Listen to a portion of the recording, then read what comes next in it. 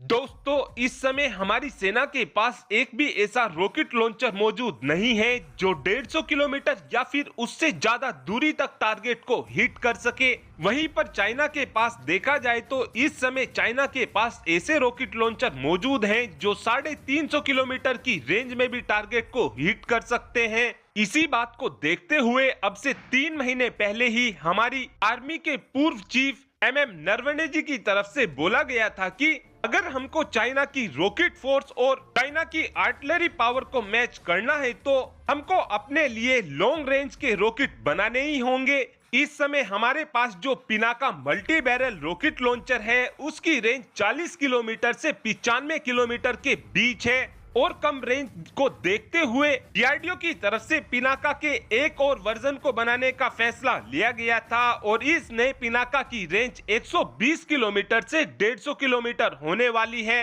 लेकिन हाल ही में ही हमारी सेना की तरफ से DRDO को बोला गया है कि हमको 150 किलोमीटर से भी ज्यादा दूरी तक मार करने में सक्षम रॉकेटों की जरूरत होने वाली है। इसी जरूरत को पूरा करने के लिए अब DRDO की तरफ से 2 अलग अलग रेंज के रॉकेटों को बनाया जा रहा है और ये दोनों ही रॉकेट पिनाका के गाइडेड वर्जन से लैस होंगे। इसमें से जो पहला रॉकेट बनाया जा रहा है उस रॉकेट की रेंज 250 किलोमीटर के आसपास होने वाली है और जो दूसरा रॉकेट बनाया जा रहा है उसकी रेंज 350 किलोमीटर के आसपास होने वाली है। और इन दोनों ही रॉकेटों को बनाने का अप्रूवल भी DRDO को ऑलरेडी मिल ही भी चुका है। रॉकेटों को बनाने में इस समय हमारी प्राइवेट कंपनी भी बिल्कुल पीछे नहीं है क्योंकि सोलर ग्रुप की तरफ से ऑलरेडी 2 तरीके के रॉकेट लॉन्चरों को बनाया जा रहा है, जिसमें से पहले रॉकेट लॉन्चर का नाम महेश्वरा अस्त्रा 1 होगा जिसकी रेंज 150 किलोमीटर होगी और दूसरे का नाम महेश्वरा अस्त्रा 2 होगा